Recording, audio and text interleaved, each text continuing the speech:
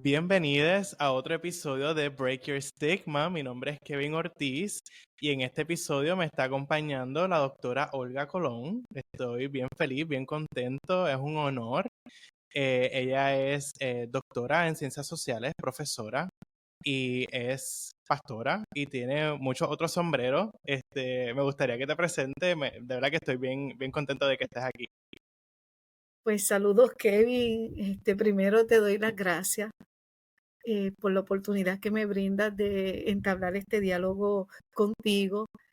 Te decía hace un momento que no es tan fácil hablar de uno.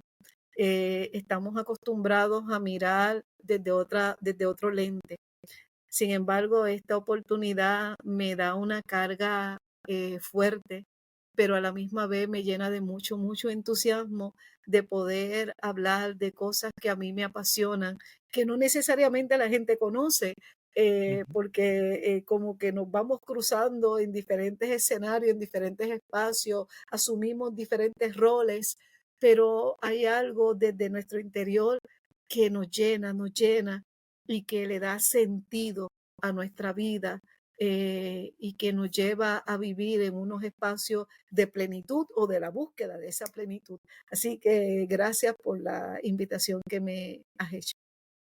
Tremendo, es que de verdad usted es espectacular. Un poco de background, yo conocí a la doctora Olga Colón cuando estaba haciendo mi bachillerato y ha sido de apoyo en el programa en el que estaba haciendo, que ella estaba coordinando y que todavía coordina y que trabaja en ese programa y ¿verdad? La relación que tuve con ella fue de tal modo que yo dije, tengo que invitarla a este espacio, a hablar, a que la conozcan también, porque es una persona que de verdad trasciende y por eso pues la tenemos aquí. Y, ¿verdad? Para comenzar, ¿verdad? Porque tenemos una agenda, tenemos un tema, ¿verdad? Que a mí me llama mucho la atención y que yo sé que a muchas otras personas también. Quería preguntarle, ¿verdad? Quisiera preguntarle, ¿cómo, ¿verdad? ¿Cómo usted explicaría, ¿verdad? Su trayectoria, ¿verdad? Combinando lo que son las ciencias sociales, ¿verdad? Toda esta parte académica que usted tiene, todo este bagaje académico que usted tiene y experiencia con su vocación pastoral, eclesiástica, ¿verdad? Y esos otros sombreros que usted carga. Mira, Kevin, precisamente ayer hablaba con mi hija y no me creía. Me decía, pero mami, ¿cómo es posible? Yo le decía, recordando, porque alguien posteó una foto en Facebook de su graduación hacía 30 años.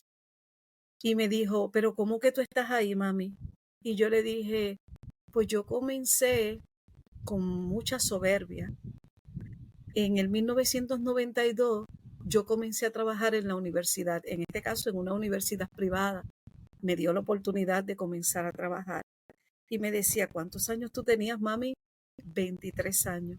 Había terminado una maestría. Yo vengo formada en diferentes áreas buscando esa identidad, buscando ese algo que me llenara. Por lo tanto, yo empiezo con un bachillerato en ciencias políticas y luego en el 88 me voy y hago una maestría en justicia criminal. La gente me decía, ¿por qué no te vas a estudiar derecho, etcétera? Pero eso no era lo que a mí me llamaba la atención. Así que ya en el 90, ya cuando yo termino mi maestría, me voy a trabajar, pero algo había en mí que me llevó hasta la universidad y comencé mi primera clase un sábado en el 1992 y en el 93 comencé a jornada completa. A partir de ahí es una trayectoria que ha sido un continuo, pero llega la oportunidad de hacer un doctorado en el cual es un programa combinado entre la Universidad Pontificia Universidad Católica y la Universidad Complutense de Madrid, siendo esta última quien otorga el grado. Todo iba bien, trabajamos un tema que iba dirigido a lo que era el desarrollo moral diferencial entre el hombre y la mujer desde la perspectiva de género. Pero todavía, aún con un doctorado, yo había algo que no encajaba todavía. Así que ese doctorado yo lo termino en el 2006, pero en el 2009 la Universidad Interamericana abre una maestría que duró poco tiempo, pero a nivel de Puerto Rico fue la primera maestría en estudio de las mujeres y los géneros. Wow.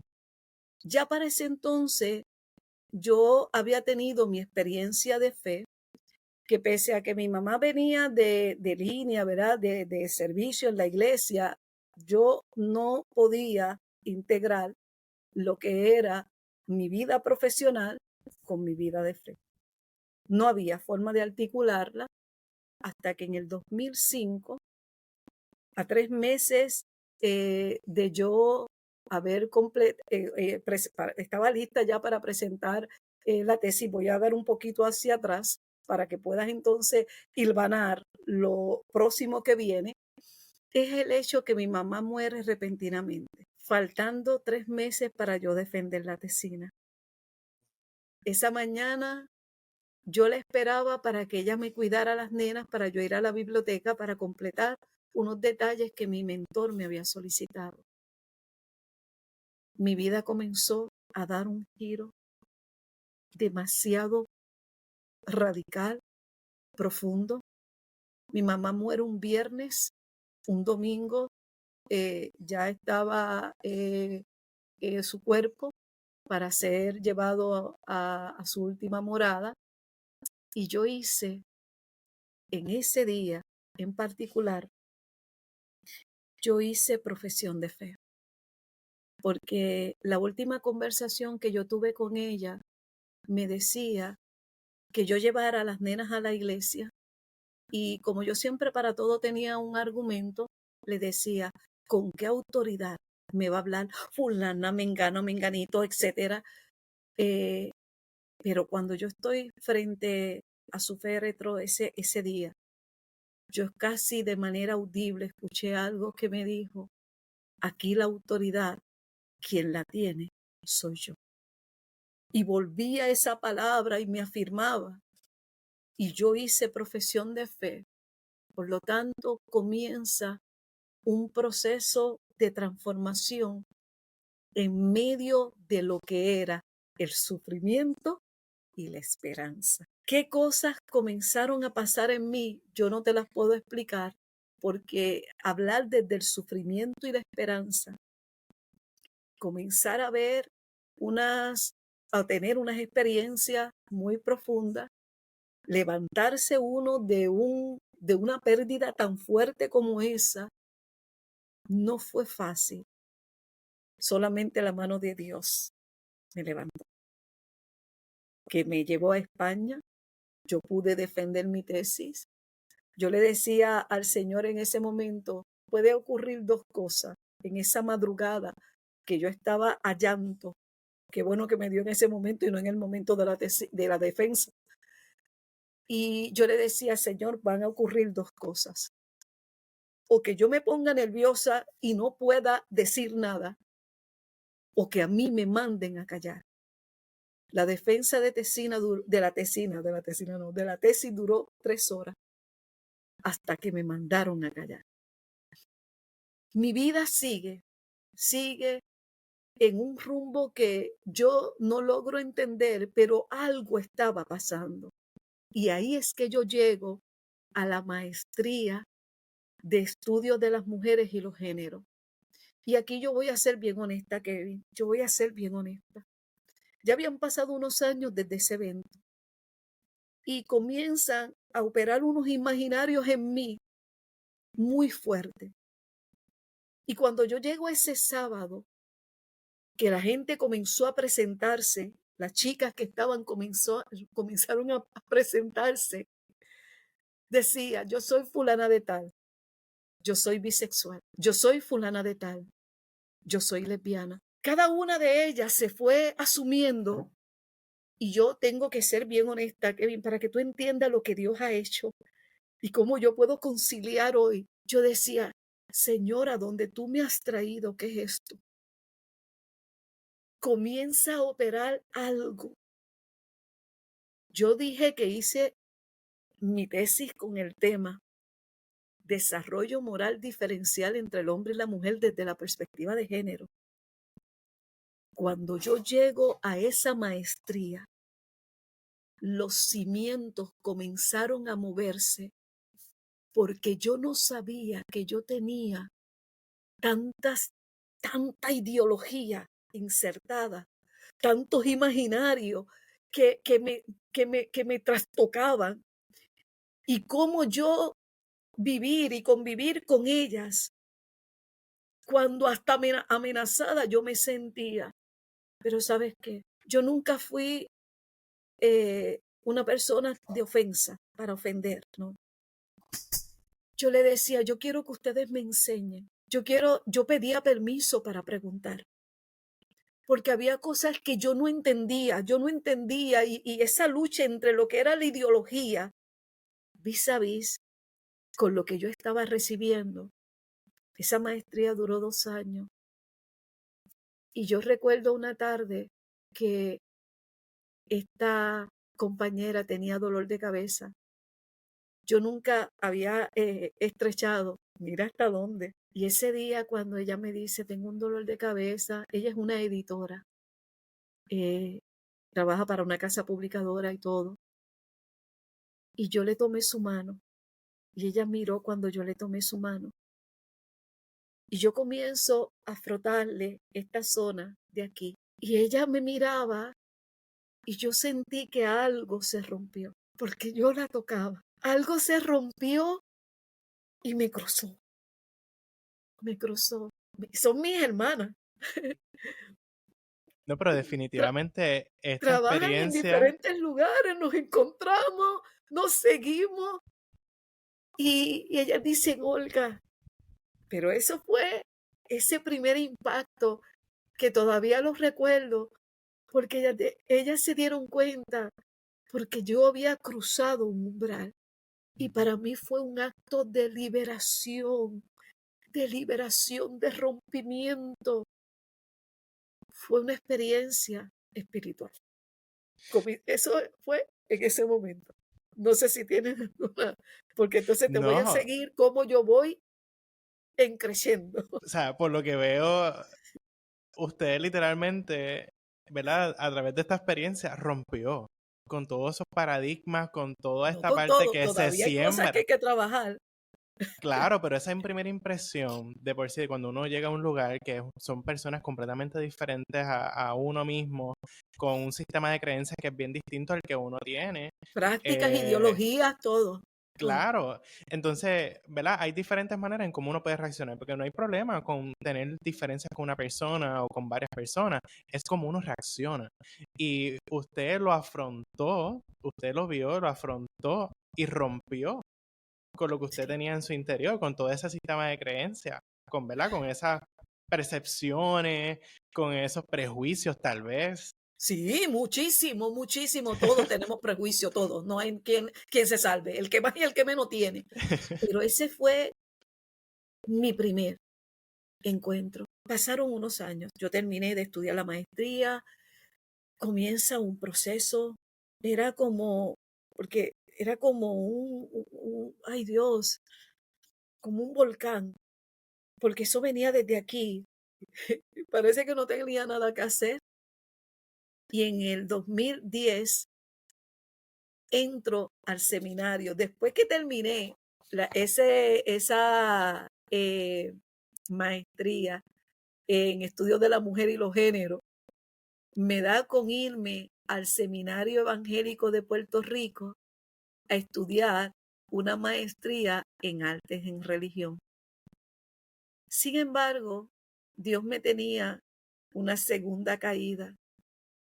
Y digo segunda caída porque había que formar el carácter para lo que el Señor más adelante iba a, a poner en mis manos.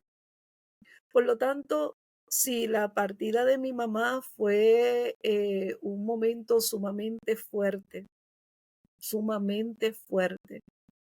te tengo que decir que esta segunda caída desde el plano laboral también representó un momento de quebranto. conocí lo que era la maldad. Porque mira que te estoy diciendo, mira cómo yo comencé estudiando, mira que yo comencé muy joven, aparte que yo era una persona muy impetuosa, yo iba y un poquito de soberbia aquí y allá, y usted cuando le pisa los talones a alguien, siempre hay memoria, y lo viví. Pero Dios me tenía otra cosa, había que pasar por un proceso por el cual yo pasé, y desde ese punto de vista, comenzamos un proceso de búsqueda, que no solamente era la parte espiritual, sino afrontar lo que estaba viviendo. Así que yo dejo el trabajo donde estoy y llego a Calle. Dios me llevó a Calle en el 2012. Y a llegar a Calle y salir de donde estaba y llegar a Calle también se unió a todo ese proceso el reaprender, desaprender y reaprender en una cultura totalmente diferente. No es lo mismo trabajar donde yo trabajaba a llegar a Calle. Eso fue otra cosa. Así que en el 2012 yo llego a Calle, muchas cosas en mi vida, estudié 2 años en el seminario y tuve que echar hacia atrás y comenzar a vivir todos esos procesos, ¿verdad? Que fueron de mucho aprendizaje hasta el 2019, que en medio de todo lo que yo estábamos viviendo, llega entonces a mi vida la oportunidad de dirigir el programa de honor. Entré al Departamento de Ciencias Sociales de Calley. Estuve ahí hasta el 2019 y en medio de la necesidad, por otras cosas que estaban pasando después de María, etcétera, me dicen, te necesitamos. Durante muchos años yo estuve dirigiendo un programa de honor en otra institución, pero no era ese el foco era otra cosa. Y ahí es que yo llego al programa de honor y ahí, después que nos conocemos, Claro, porque ahí fue. donde ya llevaba, wow, ya 20 y pico de años en la academia, pero yo esa parte yo la mantengo reservada. Bueno, en realidad ya tengo 32 años trabajando en la academia, 19 en otra institución y los últimos años, 12 años acá en Calle. Y ahí es que nos conocemos. Sí. Y entonces, cuando la vida comienza a tomar otro giro, llega la pandemia y yo recibo una visita aquí que me dice, y esto la gente podrá dudar, pero te lo voy a decir cómo pasó.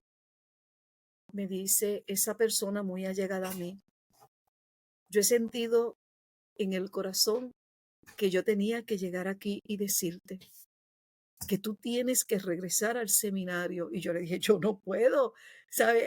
Hay muchas complicaciones aquí y allá. Y me dijo, no, lo que yo te voy a dar, tómalo como un préstamo. Pero el Señor a mí me dice que tú tienes que volver al seminario, tú tienes que completar tu formación para lo que Dios va a poner en tus manos. Y las primeras matrículas las pagó esa persona. Wow.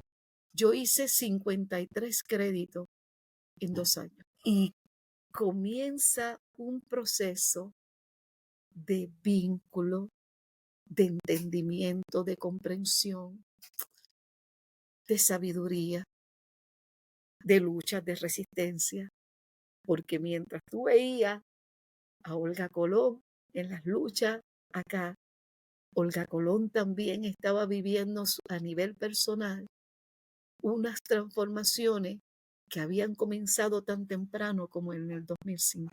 Sí que no, esto no es de ahora. Todo tiene un trayecto, una historia, unos procesos que la ha llevado a tener varios sombreros. Y en el camino, entre el 2016 en adelante, Yo me uní al Instituto de Investigaciones Interdisciplinarias porque yo quería investigar, pero era la misma, en una línea, era más o menos similar, y ahí desarrollo unas investigaciones donde yo comienzo a estudiar los estereotipos de género en la escuela, pero luego hice un estudio con un grupo de estudiantes de manifestaciones de esos estereotipos en la iglesia, Wow. porque yo veía que dentro de todo lo que yo estaba aprendiendo y conociendo, la ideología era muy fuerte, y yo trabajé un estudio sobre manifestaciones de los estereotipos de género en la iglesia, y luego una segunda parte que trabajó la violencia simbólica y estructural en el campo de la iglesia, entrevistando teniendo unos grupos focales de pastoras para ver todos esos estereotipos, toda esa violencia estructural y simbólica y todo lo que afloró ese estudio. Pero eso la gente no conoce mucho, se trabajó a nivel del seminario, pero yo he sido más de bajo perfil. ¿Por qué es esto, Kevin? Porque Dios me ha llevado a la iglesia con una visión totalmente diferente. Porque yo tengo una gran responsabilidad, y lo digo ante la presencia del Señor, donde Dios me ha llevado a formarme para abrir unos espacios de comprensión. Yo soy de lucha de bajo perfil, porque yo sé que la fuerza mayor está en lo que es la educación. Y como me dicen mis compañeras de lucha, nosotras estamos en la calle, porque son de ir a la calle, pero la labor que tú haces al interior de la iglesia es fundamental, porque nosotros no podríamos entrar, pero yo estoy adentro. Así que, pues eso me ha llevado a otros espacios, comité pares, representando la iglesia. Hay otras cositas ahí que han caído, pero es nada. Yo, eh, yo lo escucho hablar y yo estoy aquí, o sea, ni siquiera hemos entrado en materia como tal, y yo estoy aquí bien conmovido, porque, ¿verdad? Yo la conozco ya de hace un tiempo acá, pero ¿verdad? Toda esa labor que usted ha realizado y hace todavía, no la conocía. De esas investigaciones que usted hace y que ha hecho, son cosas que me gustaría saber, me gustaría leer, y me conmueve. Y quiero hacer un pequeño paréntesis hablando un poco de este proyecto, porque como le estaba comentando antes de comenzar a grabar, yo creé este podcast particularmente para hablar de cosas que son difíciles a veces hablar, y lo hice para mí, para yo mismo romper mi silencio, para yo mismo exponer estos temas que a mí me destruyen, y me toca deconstruirme para abrirme a eso y ser mejor. Temas que yo siento que necesito reforzarlos en mi vida y que veo que otras personas así lo necesitan. Y cuando estaba haciendo una lluvia de ideas, una planificación de los diferentes episodios que quería hacer, yo quise tocar la iglesia y quise tocar diferentes temas dentro de la iglesia, porque viniendo de una familia cristiana, yo viví y crecí con muchas cosas, eh, tanto buenas como malas, porque hay que decirlo de esa manera, que me han tocado, que me han herido, y que al día de hoy me ha tomado sanar. Y escucharlo a usted hablar con tanta libertad y certeza y apertura sobre, sobre la justicia social, sobre la equidad, sobre el feminismo, eh, me conmueve. Me conmueve porque son cosas que en parte necesitaba escuchar, parte que tenía que sacar de mi cabeza, porque la iglesia no necesariamente es como nos las pintan o como la hemos vivido a través de los años. O sea, hay tanta fragmentación, tanto odio que a veces se nos siembra y nos nubla la visión. de lo que es la humanidad, de lo que es la sociedad y de cómo debemos llevar un mensaje de justicia y de amor hacia otras personas. Y de verdad que me conmueve demasiado. O sea, yo la escucho Lo hablar que y yo pasa es que quedo... necesitamos menos ideología y más datos, más conocimiento, menos ideología. Porque la ideología tú la vas a ver en todos lados. O sea, quizás la gente dice, mira, la ideología solamente está en estos sectores que están en contra, pero también en mí hay ideología. Ujú. Yo tengo también que romper muchas de las ideas que históricamente, culturalmente, a nivel del ámbito familiar, nos han ido formando las interacciones que nosotros tenemos desde lo cotidiano. Las percepciones, el desconocimiento. Yo siempre recuerdo a la psicóloga social Mercedes Rodríguez que me hablaba, nos presentó en un momento determinado un cuadro dividido en 4. Y me decían, ¿cuántos cuadros ustedes ven ahí? Y uno decía, bueno, un cuadro dividido en 4. Pues mira, 1, 2, 3, 4, 5. ¿Ok? Otro decía, no, yo veo 16. Cada cuadro lo dividía en 4 cuadrantes, 4 por 4, 16, no, 17. No, otro vio 21. Y comenzaron. Entonces, al fin y al cabo, lo que ella nos quería demostrar era que es una cuestión de percepción, de acuerdo al conocimiento y a la experiencia que tú tengas. Muchas veces nosotros lo único que podemos ver son 5 cuadros. 5. Un cuadro grande dividido en 4 cuadrantes, 1, 2, 3, 4, 5 con el grande, porque hasta ahí llegó tu conocimiento y tu experiencia. Pero a medida en que uno se va cultivando, que uno va aprendiendo, que uno va abriendo camino, que uno va entrando a nuevos niveles de entendimiento, de comprensión, de análisis, de reflexión, hay veces ni que vale la pena ni que uno hablarle a otras personas y uno dice, no puedo, porque su percepción es de 5, de 6. Ya yo trascendí todo eso. Y por más que tú le expliques, no va a entender porque es cuestión de que no digo que está rezagado.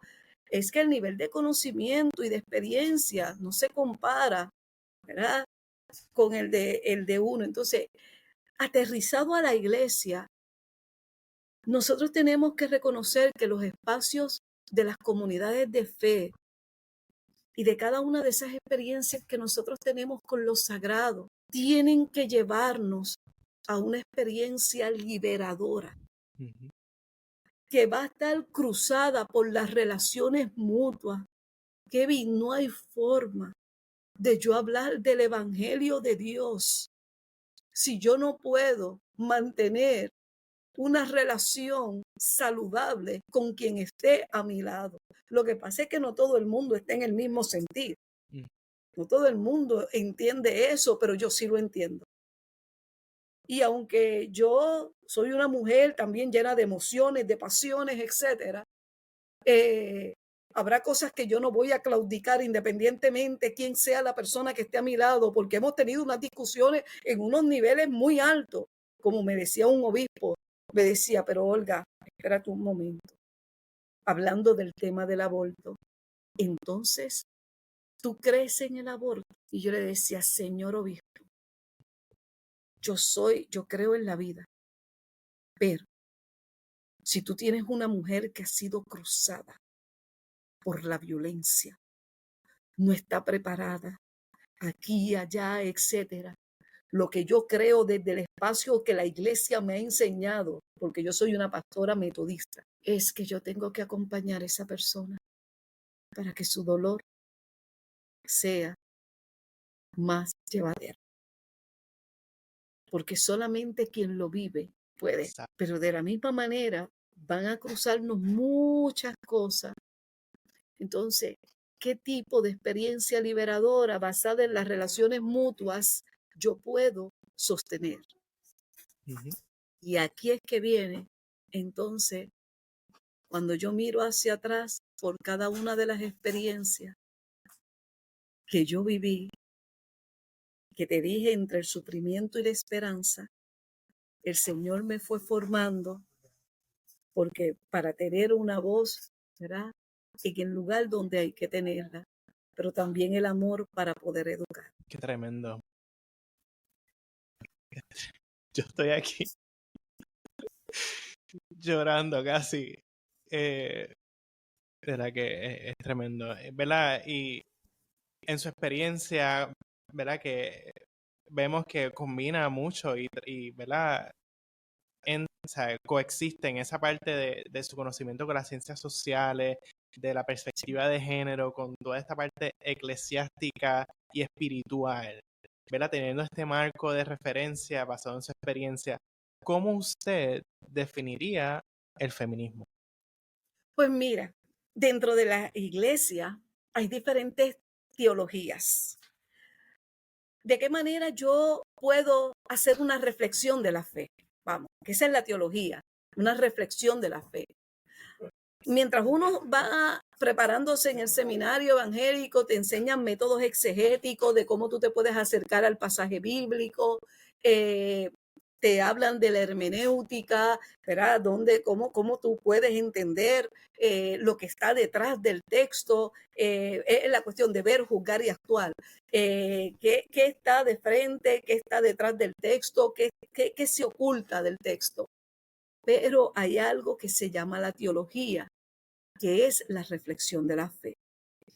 Y aquí es que yo me he dejado seducir, porque hay algo que se llama la teología feminista latinoamericana. Y esa mirada cruzada dentro de ese análisis que nosotros tenemos que hacer de los pasajes bíblicos, donde nosotros tenemos que descubrir no solamente el mensaje que está detrás, que se oculta, es como el currículo manifiesto, latente y oculto.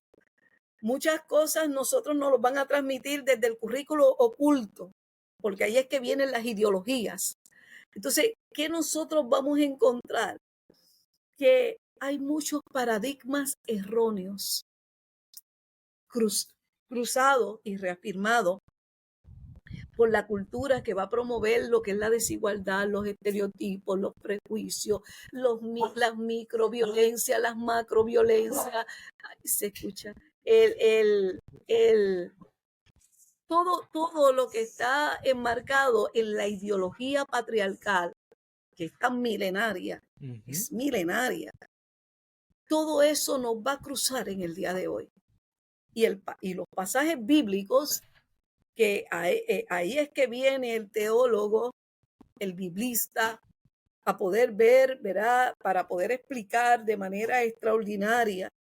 Espérate, vamos a ver qué era lo que en ese contexto, porque el texto tú no lo puedes sacar de contexto para utilizarlo de pretexto. O sea, tú tienes que ir en esa profundidad para saber en el momento en que esto se pudo recrear, ¿verdad? Como texto, como nosotros lo vemos ahora, que tardó cerca de 1500 años la Biblia en montarse.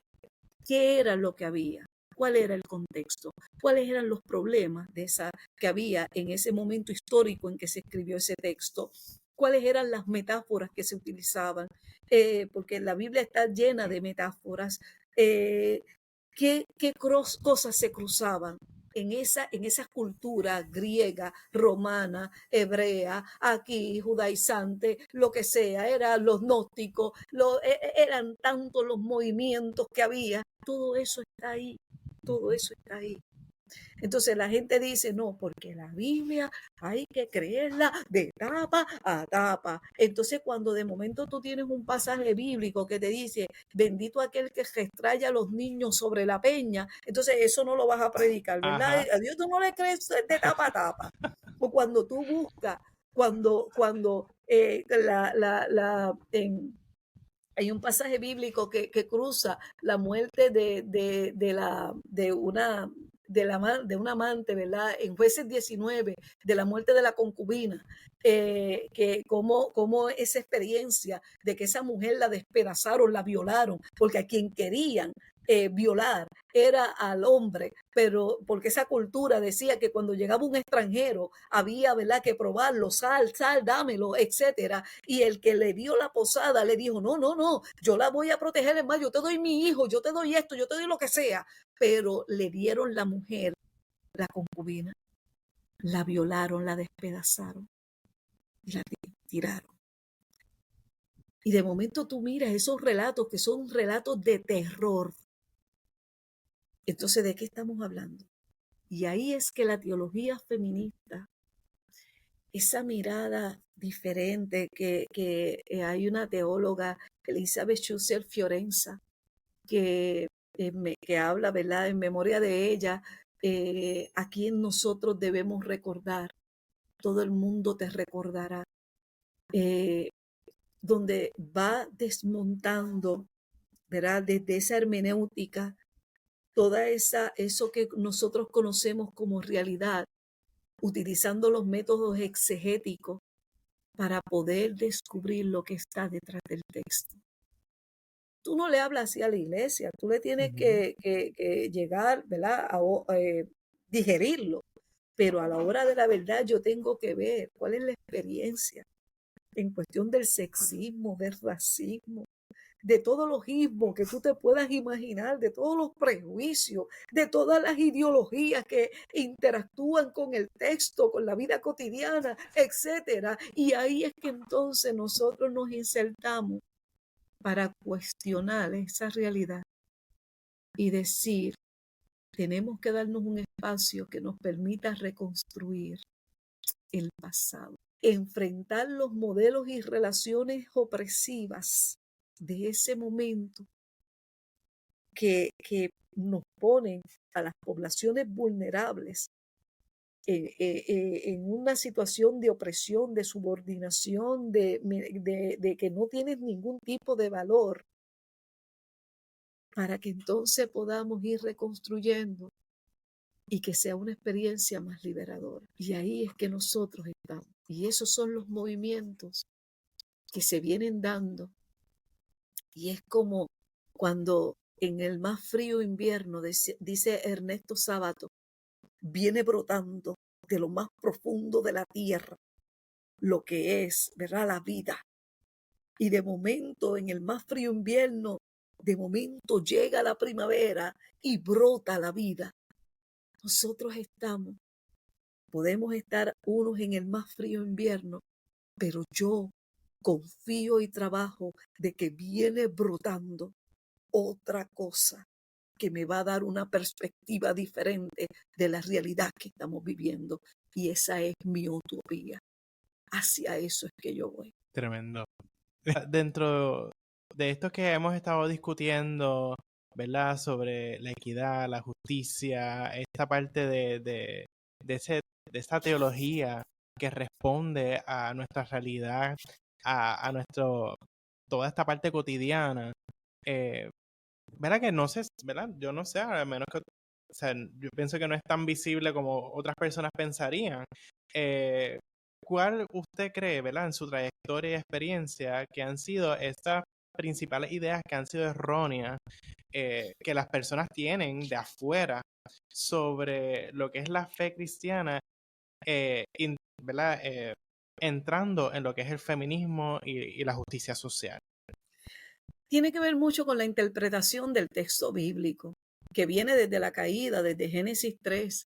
Pero la gente no sabe que hay algo que se llama, ¿verdad?, en la creación, ¿verdad?, en el mito de la creación, los dos mitos que hay una palabra que se llama Eser con Z, Eser Kenegdo, que es ayuda idónea.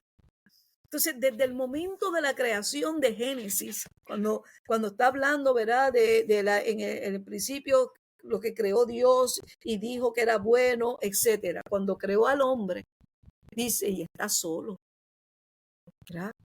Entonces, hay uno de los relatos que, ¿verdad?, dice, no, que lo puso a dormir en un sueño profundo. El hombre, según ese relato mito, yo sé, pero te da una explicación comprensiva, ¿verdad?, de que la gente necesita por fe saber.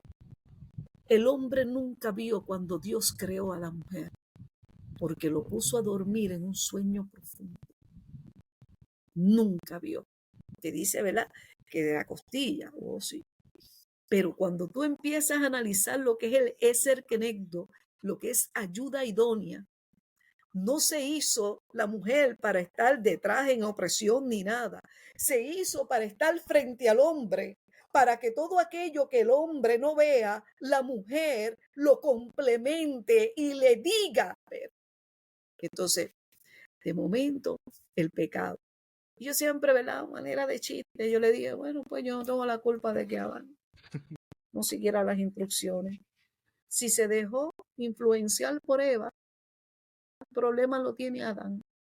Porque a quien le dieron las instrucciones fue Adán y no fue Eva. ¿Por qué se debilitó tanto y por qué se dio? Bueno, pues entonces, gracias a Génesis 3, la caída, se ha levantado todo una culpa que nosotras las mujeres y todo lo que represente la feminidad estamos quedados. Así que entonces usted diría que de ahí nació toda esta parte patriarcal, En toda el esta parte pecado, en el pecado, en el machista pecado, en el pecado. en el pecado. Sí, Ahí en tiene el sus pecado, raíces. en el pecado, para mí, ¿verdad? Entonces, pese a que vamos a ver unos pasajes bíblicos maravillosos después, porque empiezan las luchas, ¿verdad? Entonces, de momento nos encontramos que hablan del hijo de la promesa y de Sara aquí y allá, y Sara le dio a la esclava Agar a Abraham, y Abraham estuvo con Sara y tuvo a Ismael. Entonces la gente monta todo un episodio, pero Sara es una esclava. Digo, Agar era una esclava de Sara que se la dieron al momento de casarse. Agar no podía decirle a Abraham, no, yo no quiero estar contigo. Esa mujer tuvo que, o sea, que violencia. Pero ¿sabes qué? El Dios de la creación la convirtió en la primera mujer que vio una teofanía, porque se le reveló un ángel y le dijo, mira, trata de contar las estrellas, ¿verdad? Cuando vio a esa mujer, digo, ya me adelanté mucho. Primero cuando ella casi deja el muchacho y mira, me voy y yo no lo quiero ver morir, lo que aconteció. Pero Agar, que era una esclava extranjera para el colmo y sierva, esclava en todo el sentido de la palabra, toda y negra, todas esas características la cruzan. Sin embargo, es la primera mujer que ve una teofanía. No lo vio Abraham, no lo vio Sara, Agar. Entonces, cada vez que tú te encuentras con una historia como esa y tú dices, oh por Dios, ¿a quién Dios? Incluyendo cuando Jesús hacía los milagros, las mujeres siempre estuvieron en el radar de Jesús. Y cómo las cosas que pasaban, la cananea, la sirofenicia, la mujer de flujo de sangre, mira, todas eran inmundas, todas no tenían derecho, no había nada. Mas, sin embargo, el mensaje de Jesús es otro. Y ahí es que yo no encajo. Y ahí es que entonces nosotros tenemos que ir trabajando el texto bíblico. Pero yendo a tu pregunta, hay algo que a mí me gustaría compartir contigo y especialmente con los padres de la iglesia. Esta parte la gente no lo sabe porque de momento hay un análisis histórico-teológico que habla de la patrística, los padres de la iglesia. Entonces yo te puedo dar un ejemplo, Tertuliano, que te estoy hablando del 160 al 220, ¿verdad?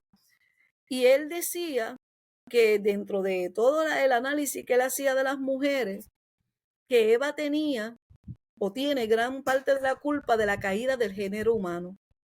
Por ello la califica, mira cómo Tertuliano dice la historia, puerta del diablo. ¿Por qué? Porque sus palabras suenan aún más duras cuando contempla, como dice, a cada mujer y a cada hija como de Eva, tú has causado daños al varón y a la imagen de Dios. Tú fuiste la puerta para que el diablo llegara y pudiera marcar aquí y allá. Así que desde Tertuliano, Ujú. El otro que habla, Santo Tomás de Aquino, que hablan tanto, Santo Tomás de Aquino, que es el teólogo más influyente de la Edad Media, decía y excluía a las mujeres de los ministerios ordenados, porque hasta el siglo III había mujeres que, que estaban ordenadas, y él decía que la mujer tenía una naturaleza inferior al hombre, y que no solamente con eso, él también decía que al ser inferior era necesaria como pareja para la obra de la procreación. Tú estás para parir, mija. Tú no busques más nada, ponte a parir. Y que no había otra actividad que pudiera, ¿verdad?, hacer. Entonces, con esas ideas, ya tienes idea por qué la mujer todo en la maternidad aquí y allá, porque desde los padres de la iglesia, Santo Tomás de Aquino, eso es el más influyente de la Edad Media, ya decía, mira, tú fuiste creada para parir, tú no tienes que tener ni autoridad, ni puedes ser ordenada, ni puedes hacer nada. Entonces, mira cómo desde la historia y muchas cosas más que no tenemos el tiempo para hablar, se ha ido marcando la mujer y todo lo que de alguna manera recuerde la feminidad. Y Sin ahí embargo, la, llegamos hasta nuestros días. y la primera, ¿verdad? Como usted había mencionado, la primera mujer que vio, o sea, la primera persona que vio y testificó ¿verdad? Toda esta parte de Dios, ¿verdad? Y Teofanía, la teofanía fue una mujer una mujer esclava, negra. negra, sierva, que sabrá Dios si Abraham la violó y todo eso. Y Dios se les reveló. Sin embargo, mira cómo ¿verdad? Se ha interpretado en sociedad como todo lo Esa contrario. se metió en la cama con Abraham. Yo que esclava, yo puedo decir, yo no me voy a acostar contigo, te tumbar la cabeza. O sea, hay que ubicarse en el contexto. Ujú. Sí, que todo esto viene montado en todo una historia, que es lo que la teología feminista va a tratar de desmontar para poder eh, entrar a un nuevo entendimiento y que la experiencia sea más liberadora, porque Además, son muchas las cargas que hay. además de Agar, ¿hay algún otro ejemplo de mujeres que han sido líderes que Dios, ¿verdad? Según la Biblia, se haya revelado y se haya movido, ¿verdad? Porque Jesús, siempre hablamos de mira, hombres, de Adán, el hablamos de primer Noé, milagro de de fe. Jonás. Sí, no, pero no. El primer milagro de fe. Viene esta mujer y le dice a Jesús, mira, por favor sana a mi hija que está enferma. Y esa mujer, pues imagínate, no representaba la línea de Jesús ni nada. Y hay quienes dicen que Jesús actuó con prejuicio, pero hay quienes, por otro lado, dicen, ¿verdad? No, mira, yo creo que nos enseña algo. Y esa mujer cananea, de momento le pide que sane a su hija. Y él le dice, espérate un momento, ¿cómo yo le puedo dar de comer a los perros o a los perrillos? Porque está la siropenicia y la cananea, va a depender de dónde esté. Y de momento ella le dice, mira, yo me imagino, yo me imagino yo como madre, cómo yo me pongo cuando yo estoy en el plano, ¿verdad?, de la lucha. Y espérate un momento. O sea, espérate, Jesús, espérate. Te voy a decir una cosa. Aún los perrillos comen de las migajas que caen de la mesa. Cuando Jesús escuchó la fuerza de esa mujer cananea en insistir, pero también la fe que mostró de que él podía sanar a su hija, le dijo, mira mujer, vete, tu hija está sana. Le peleó el primer milagro de fe. ¿De quién fue? De una mujer. Vayamos al momento que todo el mundo celebra de la Semana Santa y todo. Y hablan de los 12 discípulos, ¿verdad? Y se da la Eucaristía y ya todo el mundo habla de Judas, pero no hablan de la mujer que Dios le dijo y todo el mundo te conocerá, Ujú. hablarán de ti, ¿sabes? Ah, no, pero esa era la pecadora. O cuando los discípulos de Jesús se escondieron todos y las mujeres en la madrugada se fueron al sepulcro. Mira, tienen que tener pantalones porque estaba supervisado en la tumba con unos soldados y todo. Y ellas iban a ungirlo. Las últimas que estuvieron en la muerte fueron las mujeres. Las que primeros que llegaron fueron las mujeres. Las que llevaron el mensaje fueron las mujeres. Siempre han estado cruzadas en el evangelio de Jesús. Las que permitieron que Pablo llevara todo eran las mujeres y que tenían chavitos, que le daban las casas. Mira, las mujeres siempre han estado. Siempre. Pero lo que pasa es que desde el patriarcado, entonces, siempre nos van a ubicar desde el pecado. Entonces, todo lo que, vuelvo y repito, todo lo que esté vinculado a la mujer, a lo femenino, aquí y allá, está el control de los cuerpos, todo está descartado, desechado, Y es de una marca, señalado. está marcado. Total. Y eso hace que, ¿verdad?, la mujer se vea desde la otra edad, porque casi ni siquiera desde una perspectiva humana, es como que son otra cosa. Y son siervas y no pueden asumir posiciones de liderato, no pueden hacer nada, porque ese patriarcado, esa ideología está ahí. O sea, eso es milenario. Entonces, todos estamos cruzados por lo mismo. Ahora recuerda la experiencia que te relaté. No, doctorado y todo. Y yo estaba crudita. Ahora estoy menos. Pero han sido experiencias que ha habido que vivirlas en la conciencia. Hemos avanzado, pero todavía falta tanto. Hay tantos espacios de lucha, de resistencia. Hay que ir poco a poco, pero reconociendo que un pequeño paso va a ser una gran conquista. Definitivo. Lo que pasa es que se levantan muchos movimientos cruzados con el capitalismo, por los grandes intereses, todo. Y de momento sentimos que avanzamos y volvemos años atrás, pero aprendemos y tenemos que seguir, porque hay consecuencias y va a haber consecuencias. Todos aspiramos en medio de la utopía a vivir en una sociedad que aspire a la equidad, que sea más justa. Y no que tú digas, mira, es personal, eso es tu... No, esto no es eso. Esto se trata de respeto a la dignidad del otro y de la otra. No importa las intercesiones y las identidades que lo crucen, o la crucen, o le crucen. No importa. Sigue siendo un ser humano. Un ser humano que debe ser respetado, valorado, afirmado. Pero entonces la gente en el control se pierde. Entonces, lo que nos dice que tenemos un gran campo para seguir, para romper la ideología, vamos a tener que seguir generando más datos, más conocimiento, mayor entendimiento, para que el cuadrito podamos ver más representaciones de esos cuadros, porque entonces la experiencia y el conocimiento van a afectar positivamente la percepción, lo que yo percibo a través de los lentes. Así es. Y, ¿verdad?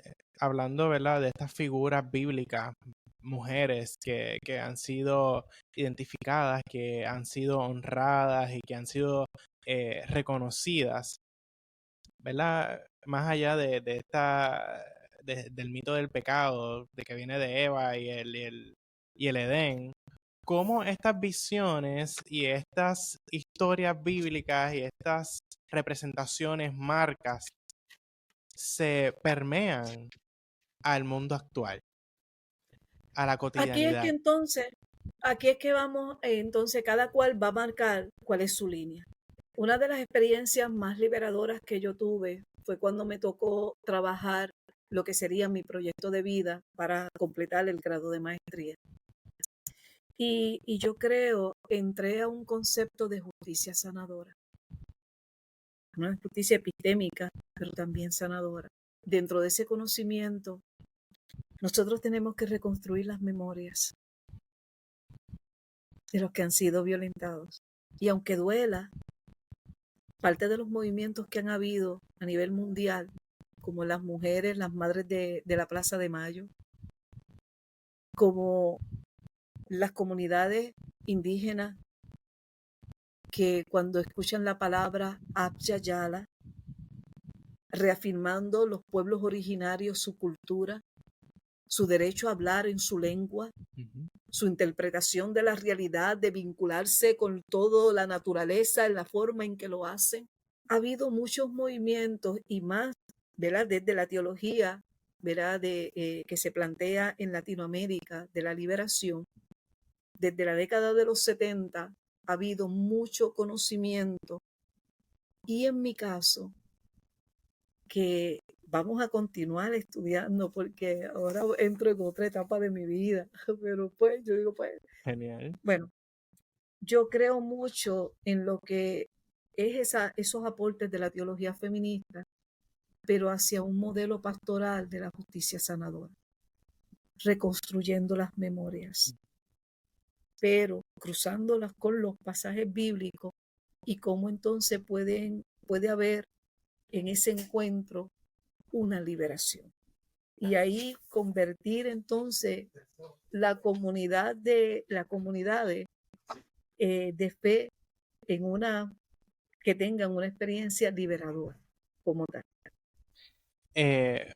¿Usted ha tenido alguna experiencia donde haya visto que su identidad como mujer haga una intersección con la fe y con su profesión? Totalmente, ¿no? Las intersecciones son las identidades que nos van a distinguir a cada uno de nosotros, ¿verdad? Cruzados, ¿verdad? Por diferentes, ¿cómo te digo? Prejuicios que se tienen, ¿verdad? Dentro de todo este andamiaje cultural. Y ahí, como mujer, pues ciertamente, obviamente, y grupos vulnerabilizados históricamente van a experimentar todo, ¿sabes? Se va a cruzar todo se va a cruzar. Entonces nos vamos a encontrar en el camino, nos vamos a encontrar porque yo te puedo estar hablando de esta forma, pero esto tiene su precio, esto tiene su precio, esto no es así. Entonces, ¿cómo las personas van, los micromachismos, las microviolencias, el que te silencien, porque tú no puedes hablar, no te reconocen, no te validan, no te afirman? Y más desde el espacio de la iglesia, porque el cristianismo es una iglesia de mujeres gobernada por hombres. Wow. Porque cuando buscan la mayor representatividad en las iglesias son mujeres. Históricamente el cristianismo ha sido una iglesia de mujeres gobernada por hombres. ¿Puedes repetir eso una vez más? El cristianismo es una iglesia de mujeres gobernada por hombres. Es que yo creo que eso es algo que todo el mundo debe saber. Es que ella busca. Lo que pasa es que cuando entonces volvemos al principio, todas esas ideologías patriarcales aquí y allá, y de momento te dicen ay, que tú eres la hija de un rey, y aquí y allá, y sometida, y te van a romantizar muchas de las historias para moldearte aquí y allá. Yo no le voy a salir con cosas ni nada, yo no, porque yo aprendí, es una cuestión de percepción. Claro, si me invitan a hablar, entonces yo voy a desmontar todos esos mitos, todos esos estereotipos, si me invitan a hablar. Mientras tanto, lo resisto desde los espacios que tenga la oportunidad. En su posición como líder dentro de la iglesia cristiana, ¿qué desafíos ha enfrentado? Sea con personas dentro de su ¿verdad? Como de sus feligreses, colegas o fuera de todo el ámbito eclesiástico. Esto es un continuo, porque yo tengo que ser amenazante para unas personas. Hay momentos, Kevin, que yo tengo que darle casi el currículum vitae, Ujú. porque la gente, si yo no te cuento estas cosas, tú no las ibas a saber porque yo no estoy pregonando por ahí lo que yo hago y lo que te falta por conocer. Yo no lo estoy pregonando. De la misma manera yo lo hago en la iglesia. Yo creo mucho en el sistema de mérito. Así que los puestos que ocupo en la iglesia de liderato han sido ganados, Ujú. no porque nadie me ha movido.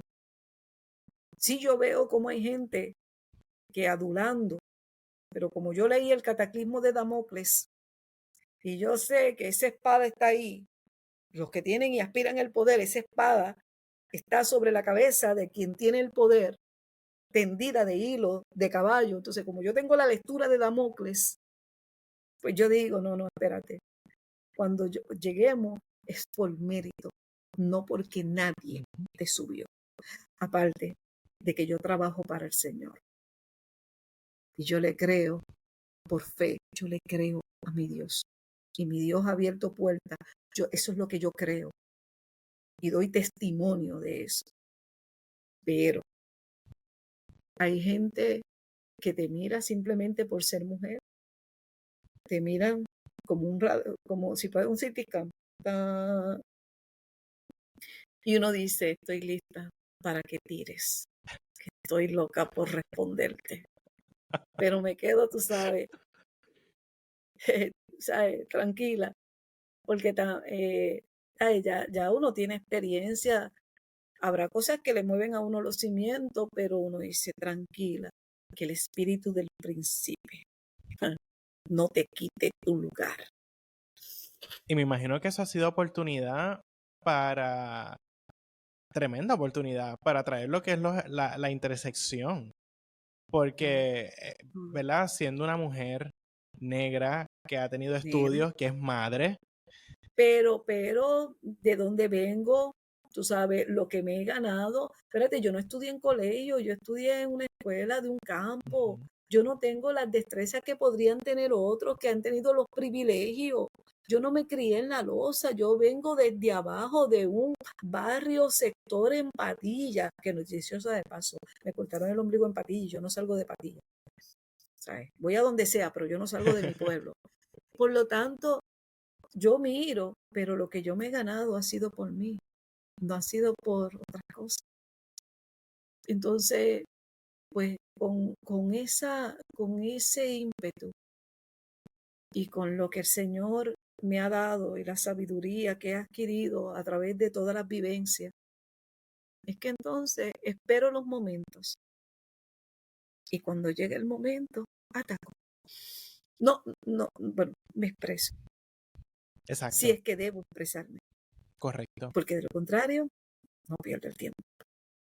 Y me imagino, No lo ¿verdad? pierdo. Que así como usted es testigo de sus intersecciones en la iglesia, que ha servido, ¿verdad? Para romper con posiblemente prejuicios de otras No, personas, seguro. con estos paradigmas que cargan sobre quién debe ser líder de la iglesia, quién es la cabeza Y en que la te iglesia. miran y dicen, mira, te miran y te dicen, pero ¿cómo es posible? ¿Cómo es posible?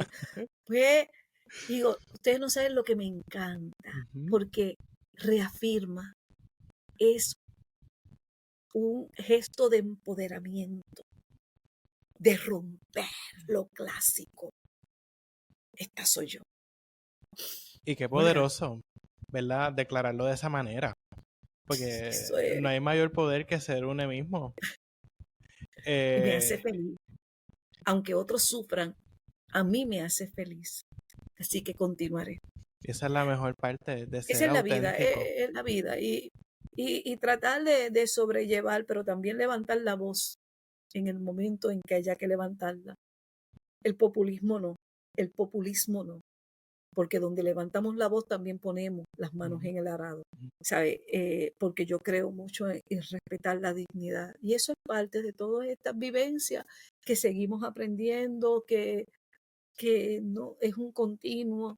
porque cada día es un poco más complicado la lucha, la resistencia. Entonces tenemos que buscar métodos alternos para poder legitimar unas cosas. Entonces nos va a tomar tiempo. Sí. Por lo tanto, estamos dispuestos, ¿verdad?, a dar esa continuidad. Parte de la razón por la que he querido tener esta conversación con usted es porque ahora mismo estamos en junio, que se considera el mes del orgullo LGBT+, Pride, como se dice en inglés también, y muchas veces cuando estas personas, estas comunidades se manifiestan, se reafirman y se declaran ante el mundo, pues siempre salen estas respuestas, ataques, por así decirlo, expresiones, y esta relación con lo que es la iglesia. ¿Verdad? Se ve a la comunidad LGBT como esta parte súper revolucionaria, de izquierda, y mientras se levanta uno, viene alguien de la otra parte a atacar, a buscar, ¿verdad? Apagar pasiones y expresiones. ¿Cómo usted cree, ¿verdad? Porque cuando hablamos de la comunidad LGBT, rápido hablamos de la iglesia y viceversa. Es como si una cosa no fuese parte de otra o fuesen polos completamente opuestos. ¿Cómo usted cree que eso afecta, ¿verdad?, en cuestión a la intersección de identidades, en cuestión a la experiencia de estas personas, de las mujeres, de las personas de la comunidad LGBT dentro de la iglesia? De la misma manera que dices iglesia como si hubiese una, no podemos hablar de mujer como si hubiese una, no podemos hablar de un hombre como si hubiese uno. Todos estamos cruzados. Así que hay muchas iglesias con diferentes doctrinas, formas de interpretar la realidad. Hace muchos años a mí me preguntaron en un salón que por qué yo era metodista. Y yo soy metodista porque yo creo en la justicia social. Le decía a esa persona. Yo soy metodista porque yo creo en lo que es la diversidad. El mismo fundador de nosotros me decía, hay una frase muy popular que dice, ante lo esencial, unidad. Ante lo no esencial, diversidad. Y ante todo, amor. El amor traducido en respeto al otro, a la otra, independientemente de cuáles son las intersecciones que tienen. Nosotros los metodistas estamos viviendo un movimiento muy transformador que ya comenzó en Estados Unidos. Los metodistas, el único rollo aquí en Puerto Rico que tenemos con la población homosexual, ¿verdad? Porque así es que entonces lo van a catalogar en su libro de doctrina, es que no pueden ser nombrados pastores. Hace unos años atrás yo tuve la oportunidad de presidir uno de los comités que iba a enmendar el documento de la disciplina en el ministerio que yo trabajo desde el ministerio diaconal. Yo soy una diácono en funciones pastorales y no se contempló una restricción y la gente lo leyó, fluyó y lo aprobaron. Lo que en Estados Unidos se resolvió hace poco, nosotros lo resolvimos en ese capítulo en particular en el 2018, sin mucho algarabía. ¿Qué te estoy diciendo? En Estados Unidos, hace poco, se afirmó de que la iglesia metodista iba a ordenar pastores homosexuales, lesbianas, van a casar, se pueden casar, hay gente casada, y conllevó una división de la iglesia, pero la iglesia metodista sigue. Puerto Rico nos tomará tiempo, pero vendrá. Eso, ¿verdad? Porque es una frase nada más que hay en su libro de la disciplina, que es que no van a nombrar pastores. Pero nosotros tenemos líderes de la comunidad LGBT. Tenemos pastoras, tenemos líderes que están, mira, si hacen votos de castidad o algo así, o tenemos laicos.